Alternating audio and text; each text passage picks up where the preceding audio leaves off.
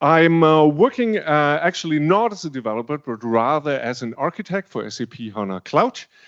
And with the next slide, I would like to set the stage for our first session, which is HANA Cloud Performance and Scalability inside the SAP Intel co-engineering journey.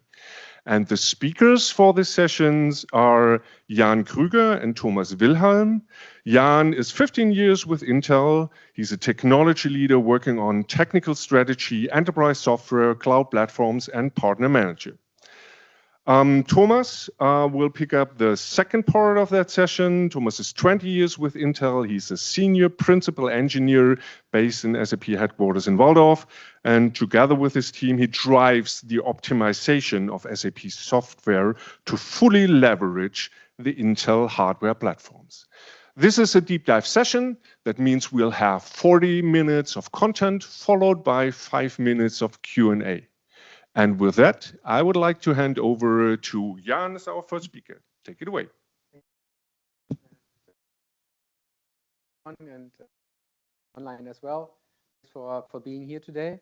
As said, my name is Jan Krüger and I'm managing alignment between ecosystem. And I'm here today with my colleague Thomas to share a couple of insights on our co-engineering journey in SAP HANA in particular. How you can imagine how we work, or as you imagine, we work with SAP and the SAP ecosystem in order to enable our CPU products through the entire stack so that you as developers or customers at the end of the day can actually make use of that platform, right? Because our product itself provides a lot of capabilities that SAP HANA makes use of, and that's what we want to talk about because we are kind of the hidden champion behind all of the capabilities that the SAP system provides. So as said, we and I work particularly on the vertical integration, so work with operating system vendors as well as virtualization vendors, and that across the cloud and hybrid scenarios with the OEMs. Before I hand it over to Thomas to really get you those insights, what we actually have done to make sure that certain HANA capabilities running as flawless as possible and provide the performance, scalability, and resiliency capabilities that you guys are all utilizing.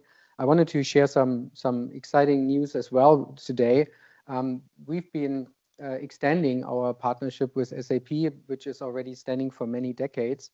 But now we are shifting our focus into HANA Cloud Edition to make sure that all the enhancements that we have been bringing into HANA, HANA 2 in particular over the last decades, also making its way into HANA Cloud Edition, and that we are also making sure that all the new modules that you have in HANA Cloud Edition, like the vector engine, like the NLP service, and many other things, are being optimized on our infrastructure that runs at the various hyperscalers, which has its own challenges, which has its own requirements.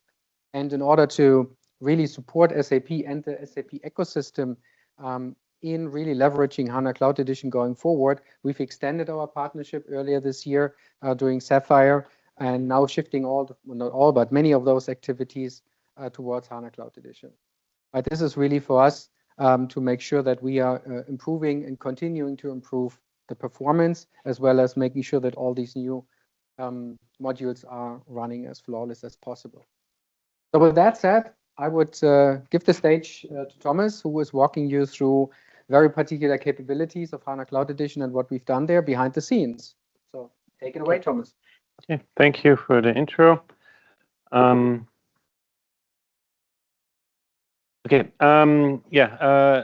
We have been working with the HANA team together forever, it feels like, and some of the colleagues of myself are sitting in the back, so all have the honor to present their work. So if you have 30 questions, then please ask them.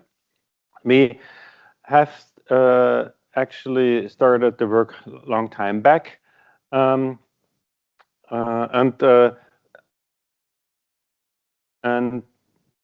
slide is on. Okay, yeah. So and I'll have the pleasure to present of some of the more recent work.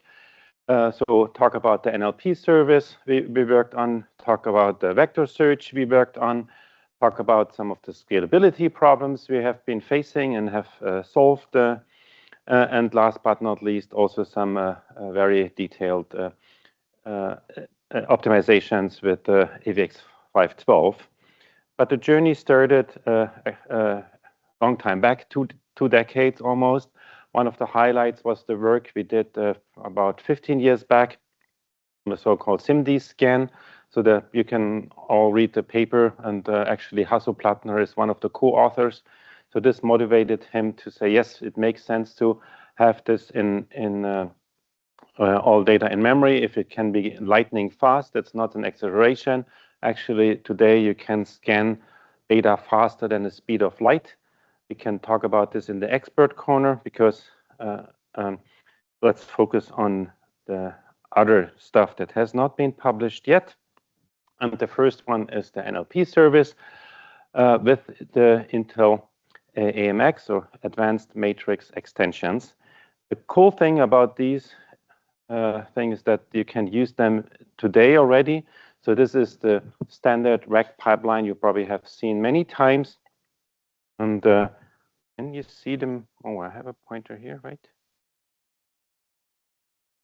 So, work? No. Okay, I can't point. Anyway, so this embedding service that is running on CPUs, and in particular Xeon CPUs. And the cool thing here is that we have this accelerator built in. So AMX is built into each and every core on current Xeon CPUs, and it does matrix multiplication directly in hardware.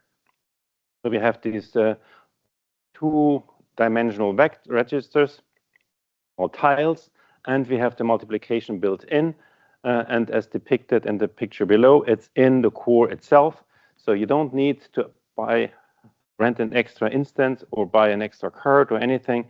We have this in there, and obviously you need to make sure that it's actually used in the software, and that's what we worked on together. And one of the points I would like, I would like to point out that now if you move from implementation without AMX to one that uses AMX, we get a factor of 2 faster improvement, faster performance. Or if you put it the other way around, you need only half the cores to do the same, and you can thereby then save your cores for other things. So there are other optimizations we're doing together, but in essence, that's what you can already use today with the most recent CPUs that are now being used in HANA Cloud, and you get this automatically as a customer. Another thing we worked on is then the vector search. There are two things we looked at, or I would like to point out here. One is the NUMA locality, the other one is the prefetcher optimizations. So, a very high-level picture of how this vector search works. You have this HNSW, the hierarchical navigable small world. That's an index to improve the performance of the search itself. And then if you have more or less a random walk through that graph, it has multiple layers. But when you search up front, you don't know exactly which path you go. Otherwise, you could just go there directly. So we're now comparing the vector we're searching for with all the vectors on this path.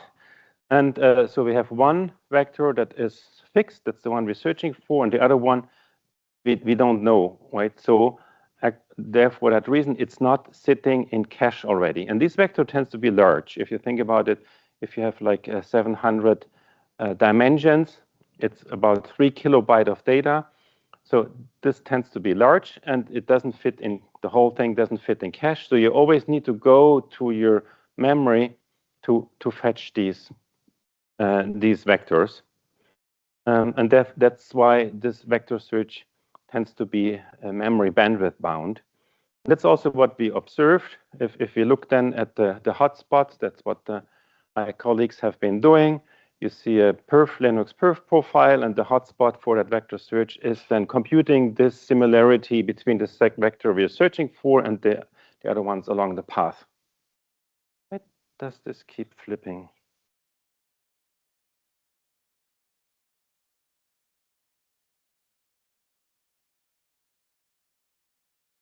Okay, and then what you can see if you look at the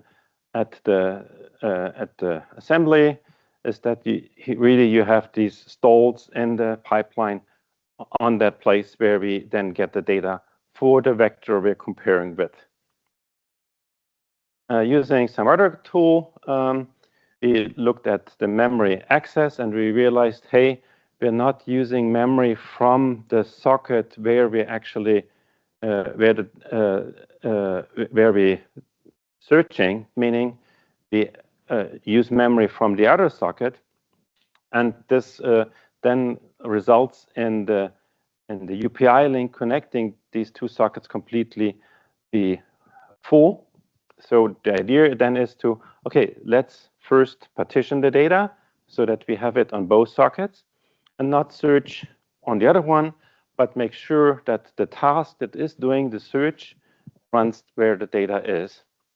And if you look at that, the index creation then got 2.5 times faster by this new locality, and we're maxing out the bandwidth on that system. The other thing, so now we work on the socket where we have the data, but we might not use this efficiently. And that's actually also what my colleagues have found out together with the SAP engineers. If remember, we have these two vectors. One is fixed, the other one is random. And then when we now compute this similarity, we walk through the vector. Right? If you remember from your high school, or maybe one of your kids is in high school now, we have compute the scalar product. You run through the vector, and as the data is in memory, we have these hardware prefetchers that figure out easily, hey, you're running through the vector, so let's prefetch that data so that we have it when we need it. But the prefetcher doesn't know where to stop. And what's actually then happening is that if you run through that vector, you jump over the end. The prefetcher prefetches data that's beyond what you actually need, and then you don't use it, and you're wasting this bandwidth. This was confirmed by some measurements we did by analyzing that up to 20% of the data we're gathering is actually wasted. But there's a hardware counter that can really prove, hey, that's data that we're getting that's wasted. So one option might be to turn off prefetchers. But that's a very invasive thing. It's also very hard to do in the cloud when the hardware is not yours. And it also has other negative impacts. But the colleagues came up with a very nice idea that solves that without disabling the prefetcher. And this is very simple, once you know it, is that instead of going from the beginning to the end, they start on both ends and compute then the similarity by working towards the middle. And then the prefetcher can still, I mean, they have multiple, so they can prefetch multiple streams. Prefetching still works, but you don't go beyond the end because you meet in the middle. And what we have measured again is that the useless prefetches drop from 20% to 3% or 7% in that range, and we got a speed up of about 20% for that function. Time. Okay, we have time. Good. Now let's look at our next topic. That's scalability. Right? As you know, HANA runs on very small instances, in particular HANA Cloud, but there are also these big installations with HANA 2.0, but also nowadays more and more with HANA Cloud, and they need some hardware to run on. I've brought you some of the Intel hardware that has been used over the years. You don't need to learn this table by heart, but to give you some idea what's needed to run HANA, regardless whether it's on your own premise or if it's someone else's hardware in the cloud. You need the memory, you need the cores for these scale-up installations. And where we are today is latest hardware. Some of it is still being certified, but where we are today is with 24 terabyte for HANA Cloud and 48 terabyte size with HANA 2.0 for OLTP scale-up. And in order to crunch that data, we're literally in the range of 1,000 cores, right? So we have, therefore, instances running on few cores only, up to 1,000 cores. And what's behind this is it's not on a single CPU, obviously, but we have these different hardware behind with a 2-socket servers. That's very common. But then with Intel hardware, you also have servers with 4 sockets and even 8 sockets, what we call glueless, meaning we have then just these 8 sockets connected with the UPI links. And above 8 sockets, we're working with hardware partners like HPE and Bill. They provide some glue in form of a third-party node controller. That's the picture on the bottom right, where then these Intel CPUs are connected to their hardware, to their node controller, to still have one big system, then being able to run HANA. So if you have these large systems with 1,000 cores, and they need to synchronize, it's getting a real challenge. Right? I mean, we're talking then, and you want the response within nanoseconds, or but I mean, just by the speed of light, it's getting a problem if some information needs to move from the top of the rack to the bottom of the rack.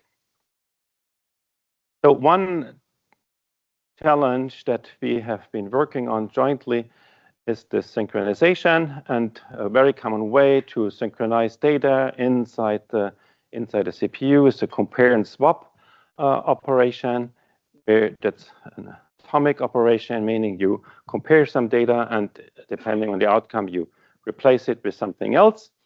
The problem with that is you need to have that cache line in exclusive state. In the picture on the upper right, you can see, hey, if I want to change something, I should be the only one. So everyone else in all other cores, all these 1,000 other cores in the system need to be informed, hey, I'm the one that you didn't read for ownership, that you own that cache line, and then you can do a compare and swap. But sometimes, actually, you don't need to modify. You just want to read some data, and this is then an opportunity to use a different operation, an atomic read, because on the lower right, you can then see, then if you're only reading, the cache line can be shared in multiple caches of multiple cores. It's very simple, right? But it can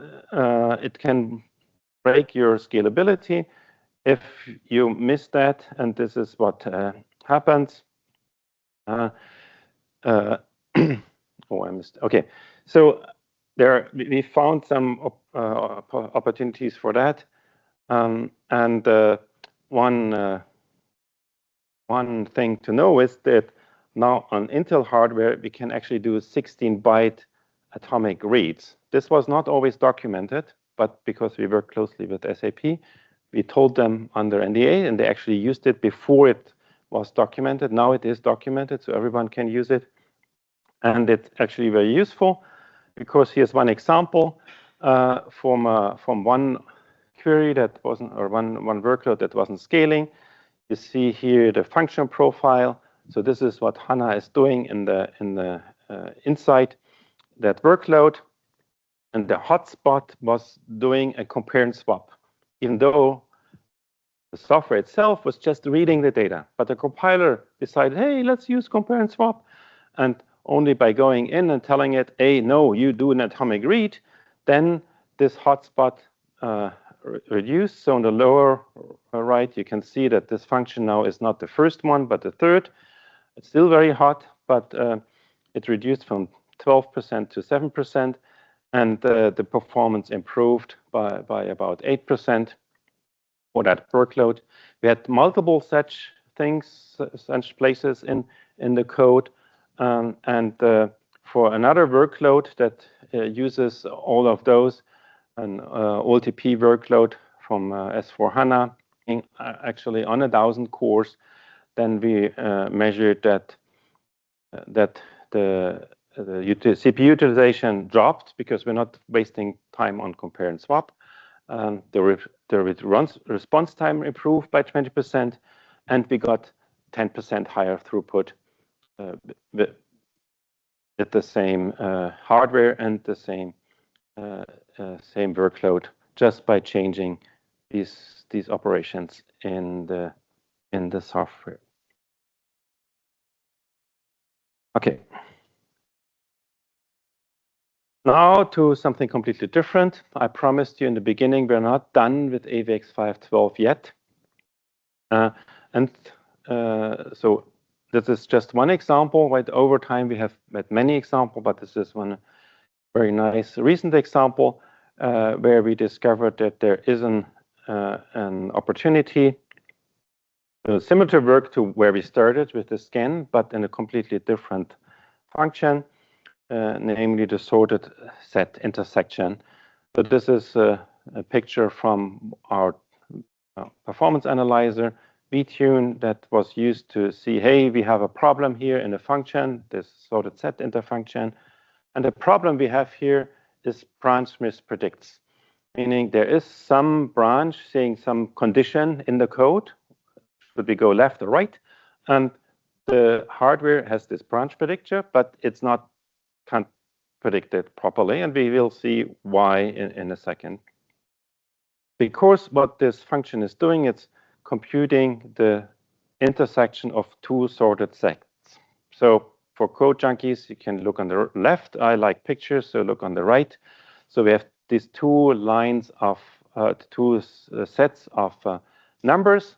They're sorted, and we would like to figure out which one are in both sets. So we walk through them together with two iterators and look which one is larger, which one is not, and if they coincide, then we copy them to our result set.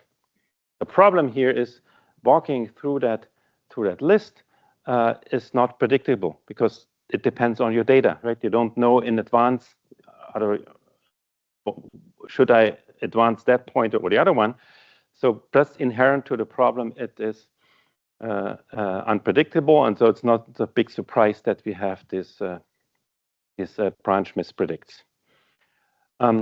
What we then did was to use AVX 512, so vector instructions, meaning you can use not just one comparison, but multiple of them, and we have two options.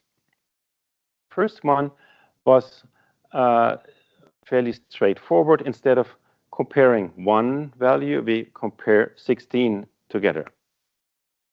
So that's this box around it.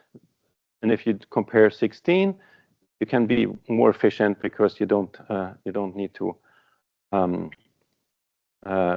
one by one, but hopefully you can directly figure out which one is the same as mine. The other one is way more elaborated. It does compare two vectors together and say, hey, which one of these two times 16 are actually coinciding. There was a paper already on that. I have the reference included in the slides. if you're interested in how this works. But the picture here is to show you it is a little bit complicated how to pair which element to which without wasting any comparisons. And then you can then actually use 16 vector comparisons to do all the 256 comparisons in the combinations. The interesting thing is which one is better depends on what your input is. And that's what we explored. That's the graph on the left. You have it's a little bit of an eye chart. Sorry for that, but we have this existing implementations in HANA Cloud. There were already multiple implementations, and we added then 2 more. There is the blue line and what color is that? This is the standard one, and then the advanced one is the orange line. So this is log scale, and lower is better. So then our 2 algorithms are then the red and the green one for a certain combination of input size and size of output. It really depends on which what happens. What do we have? Is one vector way smaller than the other, or is your output way larger, or do you have any matches? So depending on that, we figured which algorithm works best in what cases, and by now this is now added to the HANA Cloud code base, and the improvements you see on the right, these are queries, so SQL statements, and how long it takes them. Obviously, that's not the full improvement from what you see on the left side, because the sorted set intersection is always some part of the big, the whole workload. So yeah, but some queries really take advantage of these improvements, and we have up to 45% in some of the DPCH queries. So actually, I'm a little bit ahead of time. I should have taken more questions, but anyway, we have more time for questions then. So this is very high level, but just to give you some idea, if you want to get more details, happy to talk to you afterwards. As said, my colleagues are here. What we talked about is that we can use Emacs for the NLP service to have matrix multiplications in the core itself and get the improvements there. We also talked about the NUMA optimizations we did for the vector search, having the data on the socket where it's processed, and also the improvements for the prefetching, so that's going from 2 sides to the middle, so that we are not wasting any bandwidth by prefetching unnecessary data. We talked about scaling up to thousands of cores and terabytes of memory, and how you can improve that with atomic reads, meaning avoiding compare and swap, and replacing it with atomic reads in situations where we only need to read. There we have seen an improvement of 20%. And then last but not least, the improvement in one of these functions itself. And we're working on other functions while we speak. Well, right now we're not, because the engineers are here, but tomorrow we continue working on these optimizations like this one here, where we use then vector instructions and other specialties of the Intel CPUs to make these functions faster, with the intent then to get you the benefit by getting improvements on the query level. I think that's about it. Hand it over to Jan for some final words. Hey, Thomas.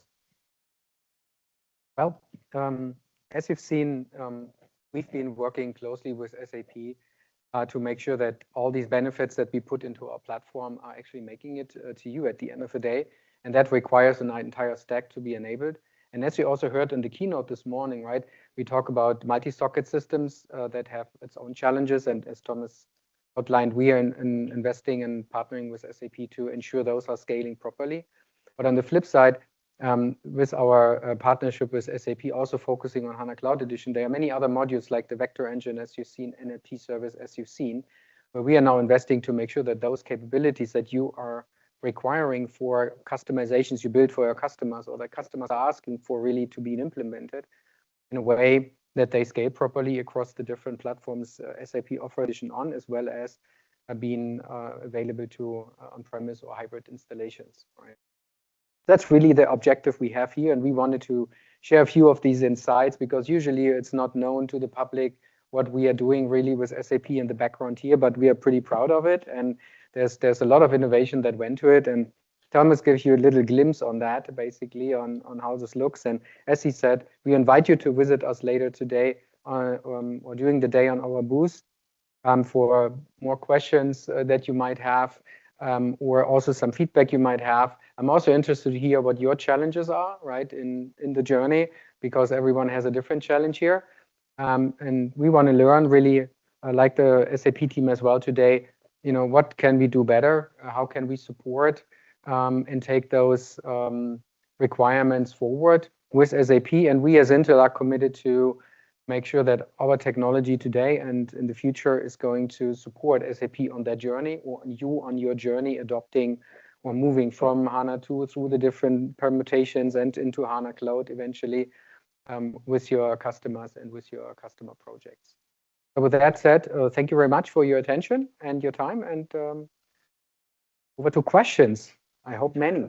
Yeah, first of all, thank you very much for these deep insights on what is happening under the hood and your innovative collaborative journey together with SAP.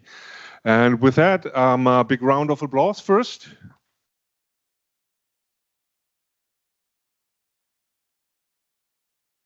And while we are going into Q&A, make sure to scan the QR code in order to provide feedback for the session. That's highly appreciated. Are there questions in the room?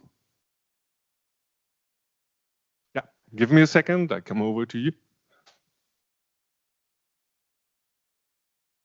Hi, my name is Aditya. I'm from Ali. I look into the capacity planning at Ali. And the usual challenge that I get is when we are switching SKUs from a lower to a higher end, I find it hard to match the CPU utilization percentages in terms of, let's say, if I am playing at 80% on a 5 terabyte machine and I'm planning to move to 11 terabyte. So what is the expected utilization on 11 terabyte with different CPU architecture there? How to compare in general? Yeah, so I acknowledge the challenge, right? Because with each and every generation, we had one example in there that for the NLP service, if you move from a CPU without AMX to one with, all of a sudden you get a factor of 2 that completely messes up your planning. And it's not everywhere, but only on some.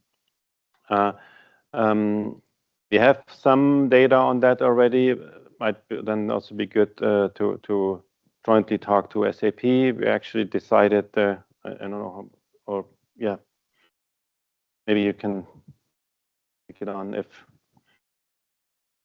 Also, as Thomas, I think we can discuss this offline a bit further. We have some data that we can share, and certainly the performance benchmarks that we are doing with Ali together, that you do with SAP together, that's the data that we need to look into, because from those we can basically derive how many transactions we get out of a system that has 11 terabyte with a certain CPU generation, as also look at the 5 terabyte with a certain CPU generation. Additionally, we can share, and you see this through the sizing recommendations or to SAP certification guidelines for your colleagues, let's say in Ali. that the core to memory ratio, meaning how much capacity you can compute on a certain CPU generation, is going up every generation, certainly, right? And so it really depends on what is then underneath of those instances that you have, right? Is it a processor that has a certain amount of cores combined with a certain amount of memory?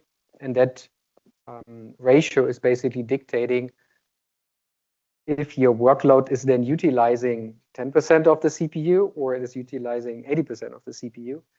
The other thing we've seen is also that it really depends heavily on the workload, right? If you have an IBP, for example, Monday morning, that system runs at idle or at full throttle at 100%, and in the afternoon it's done for the rest of the week, and then it's idles by 10%, right? So that's kind of what IBP's usage profile looks like.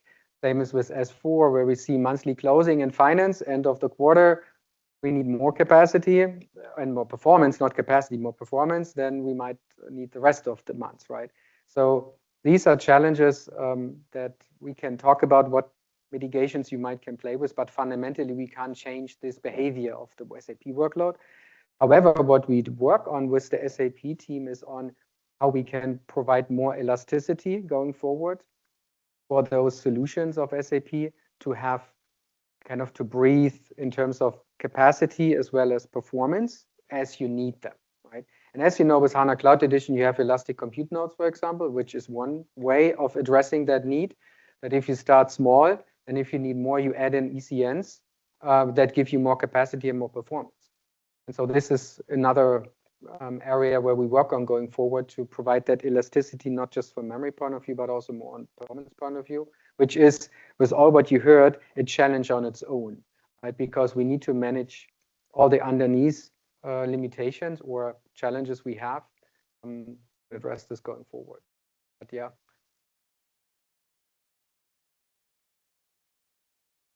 Interest of. No worries. So basically, the second one is I saw the 64 terabyte machine. So is it available only on HANA Cloud or also the on-premise? Not yet. I mean, it's exists, right? But it's I mean, it's going to be certified. Yeah. Yeah, so HPE has already scale-up server 1250, I think. Wow. That has 16 sockets with Xeon 6 latest generation, which is 64 terabytes physically.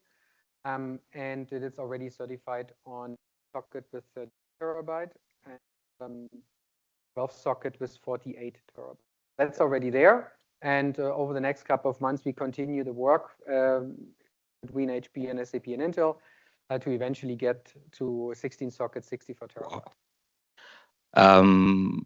All the features that you highlighted there, so are they enabled by default, or the customer has to choose the enablement by tweaking or running on some parameters? Yeah, all these features I talked about are enabled by default. So the instructions like AVX 512, AMX, or this atomic reads, all this is there. Similarly for NUMA optimizations, I mean, for you as a cloud provider, it's then the task to expose this, but usually SAP then asks you to do that so that they know the physics of the hardware they're running on, and then it's there. Everything we talked about is there. They're not by default, kind of controlled by some hidden parameters that, yeah? The beauty of it that if you benefit from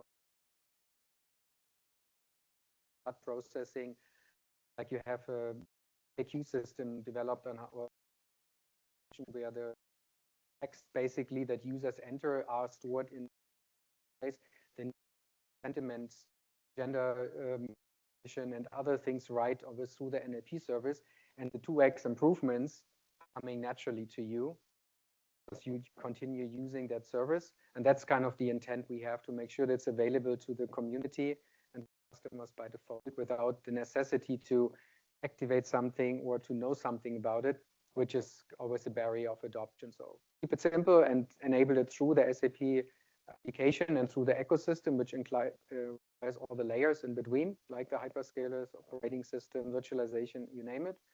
But at the end of the day, you can gain these values by using SAP. Thank you so much. No worries.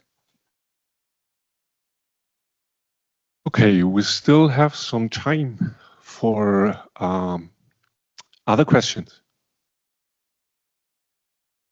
Thank you. Thanks for the presentation. Just a side note, but I think it's worth sharing. I've worked for Intel itself a few years ago in HANA development.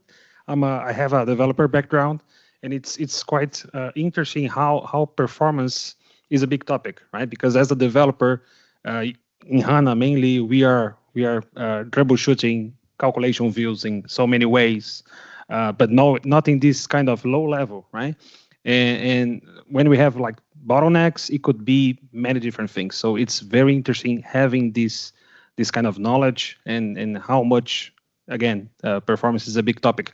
So my question is actually a curiosity, which kind of tools you guys use to measure those things?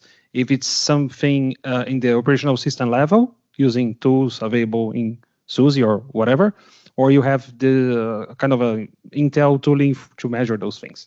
Thank you. All of the above. So we use, I mean, depending on what to look at, right? We use whatever the operating system provides. In case of Linux, that can also be Linux Perf. It was actually one of the screenshots was from that. We have our own tool for developers to do performance analysis. This is Intel vTune Analyzer. It's available free of charge. You can download it directly and use it. Similar to what Linux Perf provides, but with more fancy GUI, so it's simpler to use without being an expert. And but to the point that we also develop our own tools. So Intel Performance Counter Monitor (PCM) was developed by one colleague for the purpose of this analysis, and there was also one screenshot in the presentation from where we use that to do the analysis. So whatever comes to hand, we use. And if nothing is there, we develop our own. To want in more details, let's see us later. We can share the links where you find the stuff and then play around with it, or reach out to us if you need some more help. Okay, but anyway, we would have time for one more question. Yeah, go for it.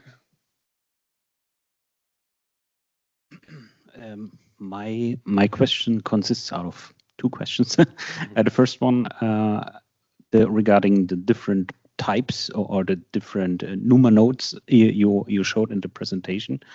So is each CPU model you provide compatible to all these different nodes? So I mean, you have different cores for the different versions. So can all of them used also on a 8 or 16 nodes machine? That would be the first part. The second part is we sometimes have customers which have still a pretty high amount of threads running in parallel on the HANA side, but they still have the need also to maximum performance of the individual threads. So usually the bigger cores have a lower frequency. So does it make sense then to set up a system which more NUMA nodes and use then CPUs with less cores and higher clock speed instead? And what would be the performance impact, for example, with the 16 NUMA node machine when you have this third-party controller in between? Does this use then, or does it provide still any benefit out of it, or do you lose the performance again because this high communication approach between those nodes? Yeah, so as mentioned in the talk, it is a challenge to scale to 1,000 cores. So, and there is some loss, right? So, and that depends on your workload. If something that is not parallelizable, you obviously won't benefit from that number of cores. But and we over the last 15 years, we worked with the HANA team to parallelize wherever it is possible and makes sense. So you should get benefit for most workloads, with only a few exceptions. If it comes to the point that something is really running only on one core, then within the socket there is now this mechanism called turbo mode, that if the other cores are not used, this one core gets more power and can use a higher frequency, so that it's not suffering from the other cores that are idle. So there are these mechanisms there, so that even though you're not using the other cores, you still get the most possible benefit from that one core that you're using. But this is only within one CPU. Right? The other, whether you then have 2 or 15 other idle CPUs, won't make a difference if you're running really on a single core on that one socket. Yeah, to your other question, which CPUs work where, there are some limitations. So there are CPUs that are only supporting 1 or 2 sockets, and there are some that are then supporting 4, 8, and above. But this is then written in the specification as scalability. If you go to arc.intel.com and look up your CPU, you can see, hey, scalability 2 socket or 4 and above. Then you know which CPU works in which system. Okay. That brings us to the end of the session. I'll guess we'll find the speakers just around the corner at the booth. If you want to go into more discussions, make sure to rate the session if you haven't done so already. We are now going into a coffee break and we'll continue in this room at 11 o'clock. And the session at 11 is the Hidden Data Science Platform inside SAP HANA. Hope to see you back. Enjoy your coffee. Thanks for your time and attendance. Thank you very much.